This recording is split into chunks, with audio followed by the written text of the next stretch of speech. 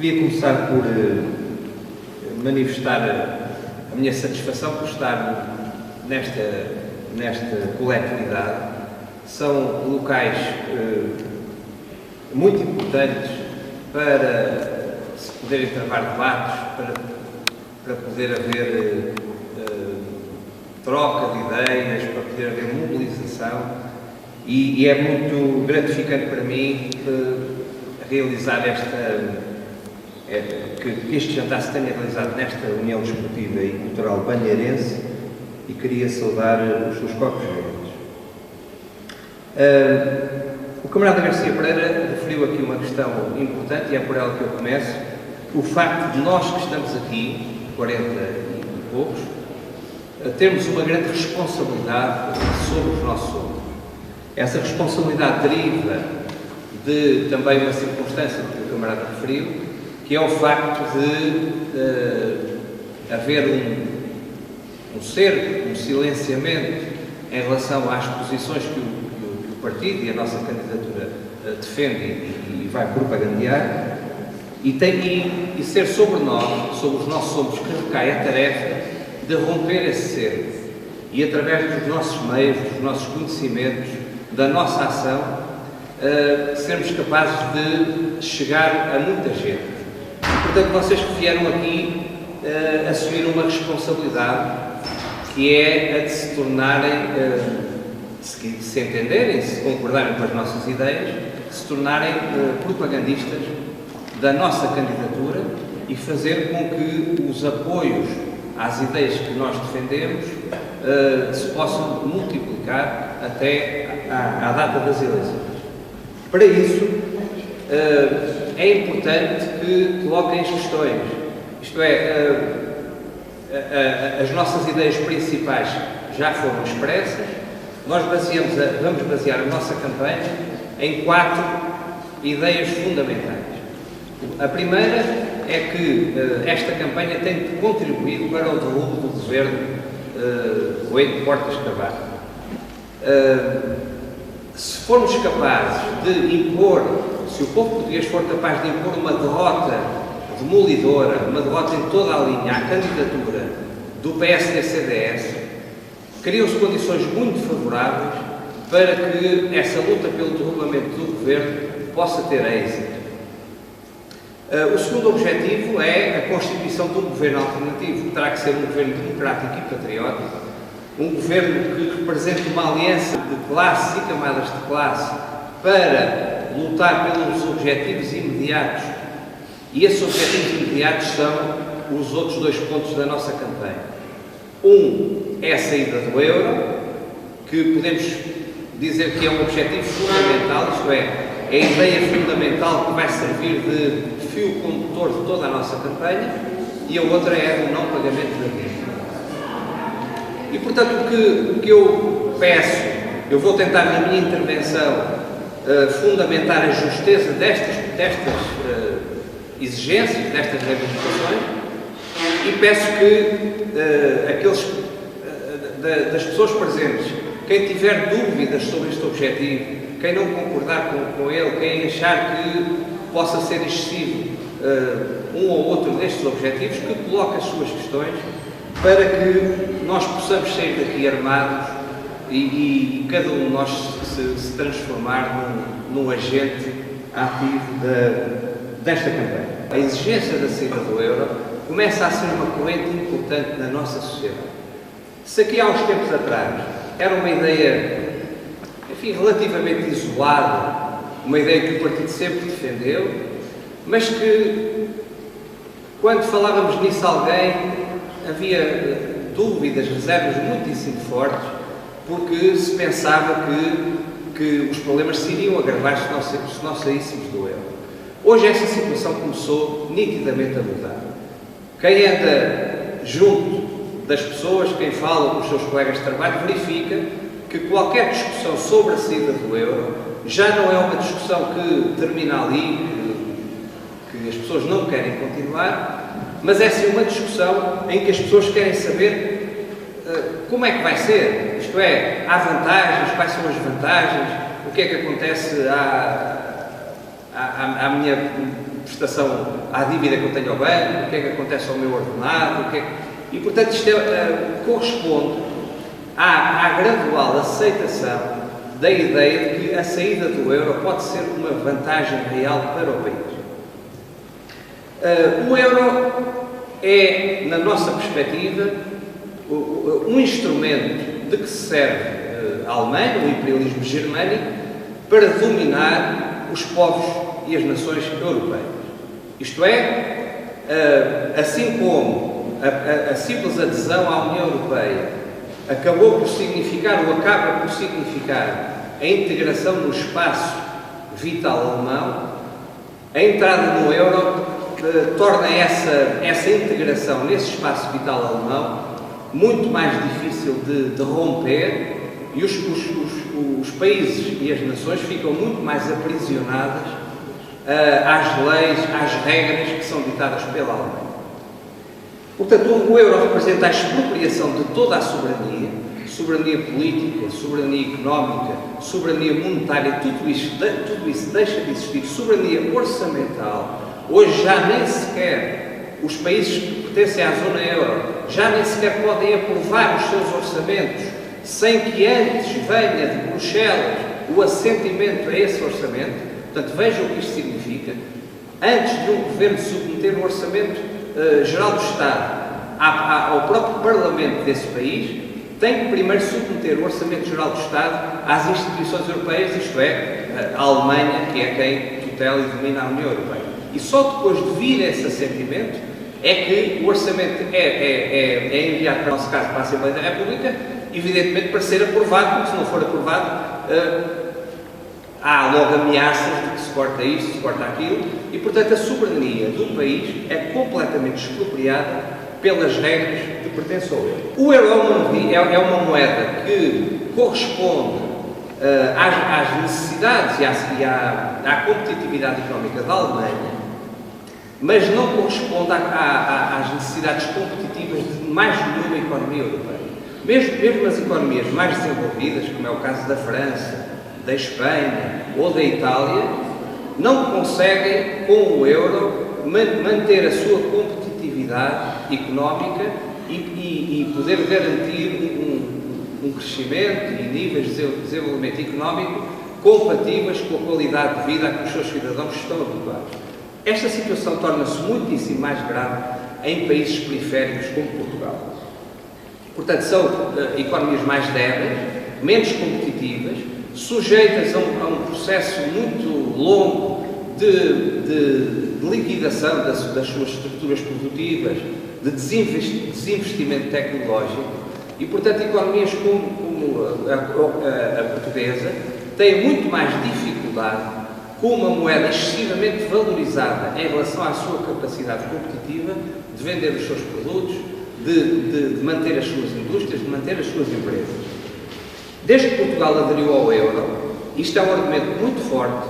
Quem veja gráficos e estatísticas verifica que, a partir de 1999-2000, as taxas de crescimento da economia portuguesa começaram a ser sempre mais baixas do que eram anteriormente.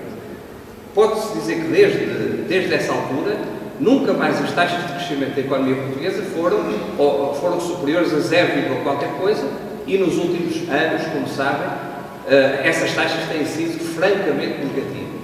Foram quase 4% no ano de 2012. Portanto, além disso, além da taxa de crescimento, o endividamento aumentou muitíssimo desde que Portugal entrou no euro. Quando, nessa altura, em 2000, Portugal tinha um nível de endividamento que não chegava aos 50% do PIB, e hoje é de 130% do PIB.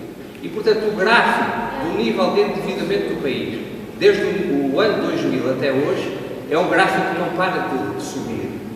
E isso resulta, evidentemente, das regras do euro e das dificuldades que a pertença ao euro coloca ao desempenho da economia portuguesa. Os salários reais dos trabalhadores começaram a descer desde essa altura e hoje estão a regressar rapidamente aos níveis até de antes do 25 de Abril.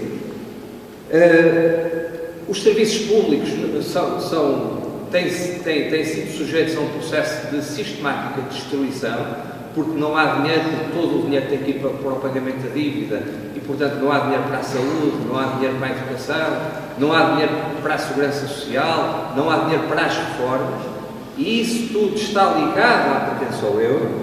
Portugal entrou na União Europeia em 1986, até entrarmos no euro, nós fomos aproximando, lentamente embora, mas fomos aproximando dos níveis de desenvolvimento dos países mais avançados da União Europeia.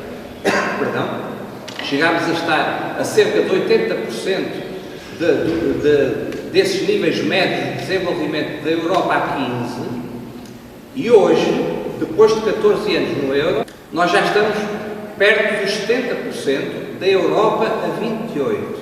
Portanto, vejam o que isto significa, de afastamento dos níveis médios de desenvolvimento da Europa. Portugal está em vias de se tornar, e por este caminho vai se tornar em pouco tempo, o país, ou um dos países mais pobres de toda a Europa. E um dos países em que os direitos das pessoas são menos respeitados de toda a Europa. Enquanto estivermos no euro, numa moeda única, a moeda única só pode funcionar se houver condições de relativa homogeneidade entre o desenvolvimento económico das regiões que estão dentro dessa moeda, ou dos países que estão dentro dessa moeda. Se isso não acontecer, só há duas maneiras de poder haver algum equilíbrio económico entre os países, neste caso da zona euro. A primeira maneira é haver uma transferência contínua e maciça e forte de rendimentos dos países mais ricos para os países mais pobres, para que esses países mais pobres façam face às suas necessidades económicas, sociais e outras, e para que possam proceder aos investimentos que são necessários. Portanto, esta é a primeira via, haver uma transferência muito forte de rendimentos das regiões mais ricas para as regiões mais pobres, para que as regiões mais pobres possam manter condições mínimas de vida, garantir condições mínimas de vida para os seus cidadãos, e para que possam fazer os investimentos que lhes permitam desenvolver e aproximar as economias dos países mais ricos. A segunda via, que é aquela que está a ser aplicada, é cortar nos salários, nas pensões, na segurança social, nos direitos que as pessoas foram adquirindo ao longo do tempo. E é isso que está a acontecer, isto é, o processo de ajustamento económico que se está a fazer dentro da zona euro é sistematicamente através do corte dos salários, do corte ou eliminação das pensões e dos direitos sociais que as pessoas têm. A primeira via, a via das transferências, é completamente rejeitada pela Alemanha, pela União Europeia e pelos poderes dominantes na Europa. Só para vos dar um exemplo, como sabem, em Portugal deixou, nos últimos anos então, isso é evidente, deixou praticamente de haver investimento. Investimento público não existe em lado nenhum. Aliás, ainda hoje vi uma notícia no Diário de Notícias a dizer que a Comissão Europeia tinha imposto Portugal já não podia fazer mais investimentos em infraestrutura. Quando nós sabemos que nós temos necessidades enormíssimas de investir em infraestruturas. Basta pensar na linha de alta velocidade, basta pensar nos nossos portos, basta pensar nos nossos estaleiros, basta pensar nos nossos aeroportos. Precisamos de fazer investimentos de grande monta. Mas a diretiva que vem da União Europeia é que Portugal já não pode fazer investimentos em infraestrutura. E isso não é nenhuma figura de retórica. Hoje, os investimentos que ainda se diz que se podem fazer, são aqueles que podem vir dos chamados fundos estruturais. Recentemente entrou em aplicação, e vai perdurar no período de 2014 até 2020, um novo quadro comunitário de apoio. E é desse quadro comunitário de apoio que vem todos os investimentos públicos a que o país pode ambicionar. Se virem alguns representantes, ou dirigentes, ou presidentes de câmaras municipais, veem perfeitamente que é a única fonte a que se pode ambicionar para fazer algum investimento, para construir algum equipamento que seja necessário. Ora bem, Esses fundos estruturais, este ano, representam para Portugal um valor de cerca de 20, este ano não, representa para esse período, de 2014 a 2020, um montante que é de cerca de 24 mil milhões de euros. Durante 7 anos, nós vamos receber da União Europeia 24 mil milhões de euros. Bom, vamos receber não é bem assim, porque durante esses 7 anos, Portugal também vai mandar dinheiro para a União Europeia. Portugal envia para a União Europeia atualmente cerca de 1,2% do seu produto interno bruto. É uma parte do IVA e outras receitas que são todos os anos enviadas. Isso totaliza, nestes 7 anos, cerca de 15 mil milhões de euros. E, portanto, estão a ver que os fundos estruturais, o tal maná ou a tal salvação que alguns pretendem apresentar para o país em termos de investimento, que são 24 mil milhões de euros, tem por trás um envio de 15 mil milhões de euros de Portugal para a União Europeia. O saldo líquido são 9 mil milhões de euros. E, portanto, 9 mil milhões de euros significa, em 7 anos, 1,3 mil milhões de euros. E, portanto, Portugal tem 1,3 mil milhões de euros para investir por ano, para investir em infraestruturas. Só se pensarmos, por exemplo, que o valor associado às vigarices dos SWAPs, que foram falados aqui há uns tempos, agora tem-se falado menos, mas foram muito falados há algum tempo atrás, era de superior a 3 mil milhões de euros. Ora, nós agora temos 1,3 mil milhões de euros para investir em infraestrutura. E, de resto, não há mais investimento absolutamente nenhum. Isto é, do Orçamento Geral do Estado, não há praticamente investimento nenhum. Portanto, Portugal é um país que não investe. Mesmo o que vem da União Europeia são migalhas. Por exemplo, as despesas com o funcionamento dos ministérios e da Presidência do Conselho de Ministros são de cerca de, no último Orçamento Geral do Estado, de cerca de 300 milhões de euros. Só do funcionamento, isto é, para o pagamento aos assessores, a luz, a eletricidade, tudo, 300 milhões de euros. E nós temos, para investir em tudo aquilo que precisamos no país, 1,3 mil milhões de euros. Portanto, é um país que não investe. Se nós compararmos isso com os juros da dívida, este ano vamos pagar 7,2 mil milhões de euros de juros. Agora comparem os dois valores. Pagamos 7,2 mil milhões em juros, só de juros, não estou a falar de amortizações, e nos investimentos do que o país precisa, gastamos 1/7 disso, ou 1/6, 1,3 mil milhões de euros. Foi divulgado recentemente que o país vai fazer, isso foi também feito assim, muita propaganda à volta disso, o Governo vai fazer investimentos de alto valor acrescentado durante estes 7 anos. Esses investimentos de alto valor acrescentado totalizam 5.103 milhões de euros.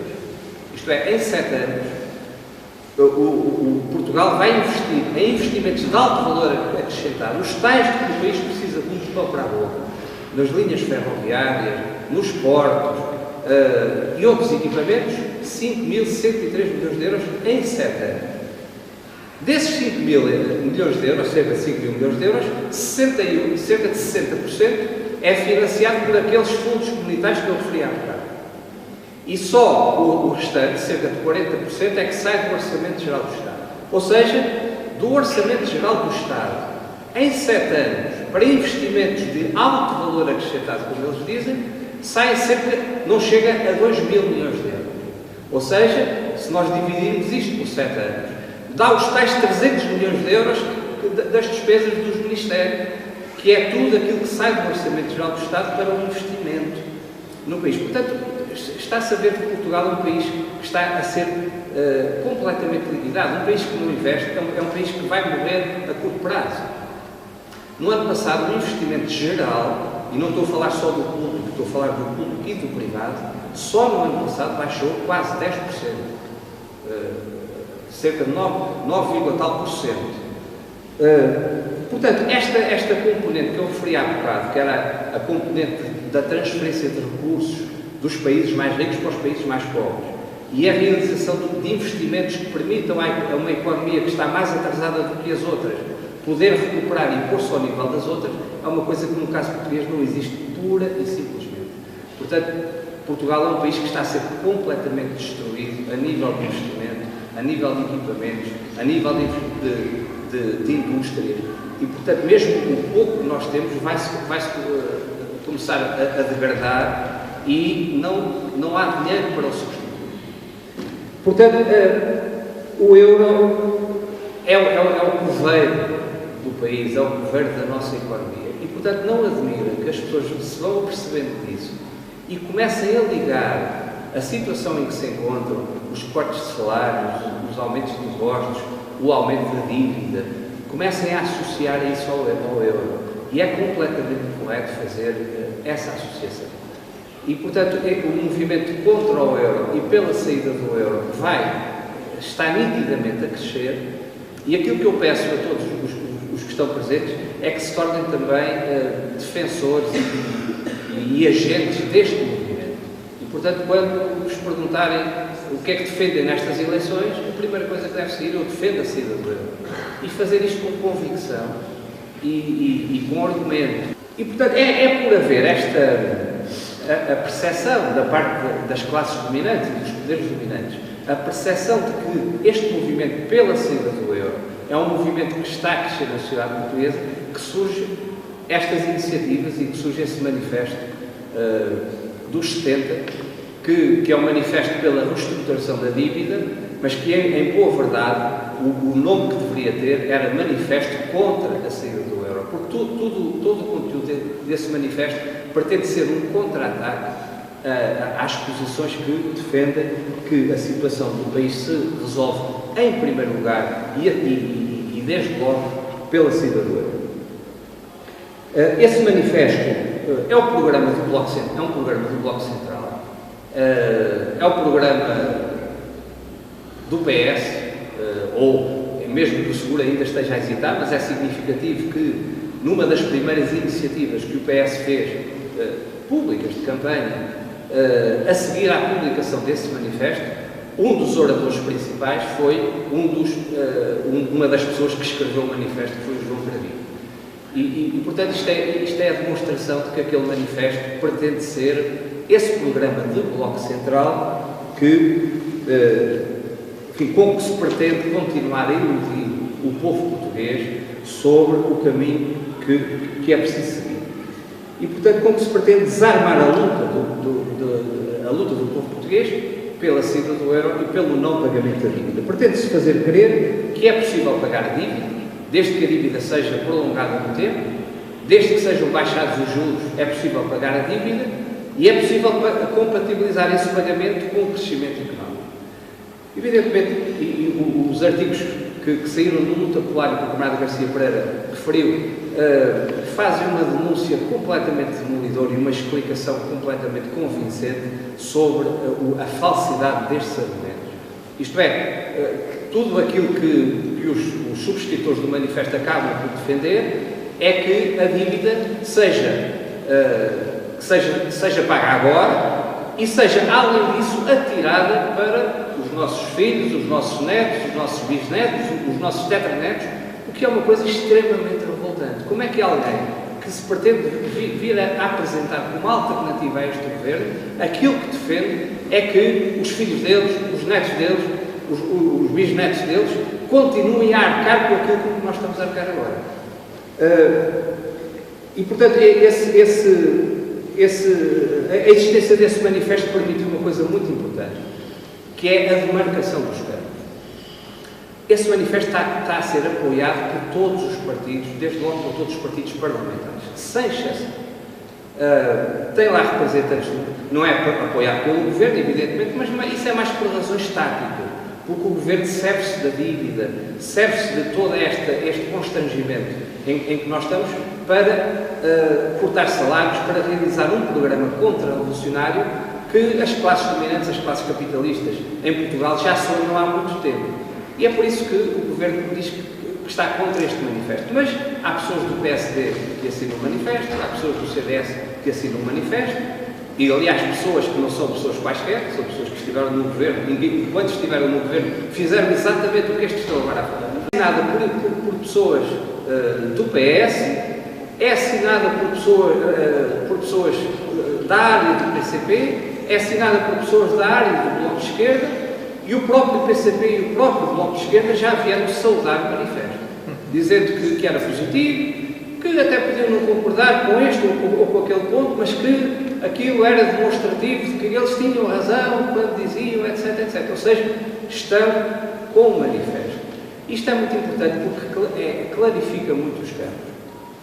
Porque do campo que está contra o manifesto e que está esplendidamente retratado naqueles artigos que saíram no Luta Popular, está o nosso partido e pouco mais. E estão as massas. E estão as pessoas, estão os trabalhadores conscientes que percebem que daquele lado não vem solução nenhuma. Isso é uma grande responsabilidade para nós. Portanto, nós estamos relativamente isolados, digamos assim, mas temos a posição correta do nosso lado. E, portanto, aquilo que nós temos que fazer é um trabalho que terá que ser um trabalho muito intenso, mas é um trabalho que vai ser apoiado por muita gente e a prazo vai ser apoiado pela maioria do povo. Portanto, nós temos que saber explicar as vantagens da saída do euro e perceber também quais é que são os problemas que podem advir daí. A saída do euro traduz-se imediatamente, se Portugal sair do euro, tem que imediatamente haver um controle total e absoluto do sistema bancário, por todos os meios, incluindo os meios militares. Tem que haver esse controle e deve ser logo estabelecida uma paridade entre o novo escudo e o euro. Portanto, um euro passa a valer um escudo, independentemente do que se passar a seguir. E a seguir poderá haver uma desvalorização do escudo em relação ao euro. Mas, por exemplo, se eu ganho 1000 euros, eu passo a ganhar 1000 escudos. Portanto, a paridade com o euro, um escudo. Se eu devo 1000 euros ao banco, eu passo a dever 1000 escudos ao banco. Se depois o escudo for desvalorizado em relação ao euro, como é previsível que seja, aliás, prevê-se que essa desvalorização seja da ordem dos 30%, isso não significa que eu passe a dever mais dinheiro ao banco, que eu devo os mesmos 1000 escudos ao banco. Isso não significa que aquilo que eu compro do que é produzido cá em Portugal se torne mais caro, porque aquilo que era, se um euro corresponde a um escudo, aquilo que é produzido cá vai ser vendido também, o que era vendido a 50 euros, será vendido a 50 escudos. E se eu ganhava 1000 euros, passo a ganhar 1000 escudos, o meu poder de compra em relação ao que é produzido cá não se altera absolutamente nada. A única coisa que se altera é em relação àquilo que nós temos que imputar. Porque se o escudo depois desvaloriza em relação ao euro, o que nós imputamos em euros ou em dólares, e também desvalorizará em relação a outras moedas, torna-se mais caro. E, portanto, os produtos importados ficam mais caros, é verdade. É por isso que se prevê que uma desvalorização de 30% venha a equivaler a uma desvalorização no poder de compra da ordem dos 8% a 9%, devido a essa componente dos bens importados.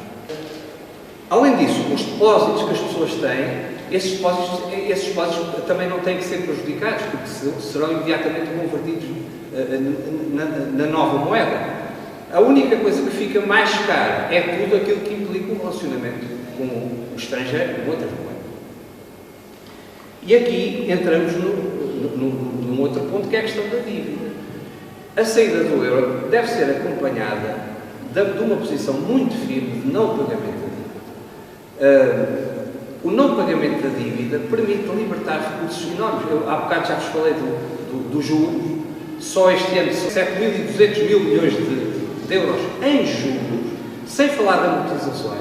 Prevê-se que durante este ano se tenha que pagar cerca de 20 mil milhões de euros em amortizações, e há anos em que esse valor vai aumentar muitíssimo, e portanto imaginem o que é todo este dinheiro libertado, inclusivamente para poder aumentar salário, porque a tal desvalorização de 8% ou 9% sucederá, mas nós defendemos que deve haver um aumento salarial, devem ser repostos os salários que as pessoas tinham.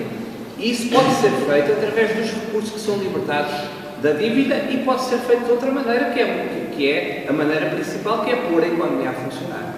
E, portanto, criar empresas, criar empregos. Nós, com uma moeda mais competitiva, as nossas empresas têm condições muito melhores para funcionar, para exportar, e, portanto, nós podemos criar uma situação em relação ao emprego muito próxima ou mesmo de pleno emprego.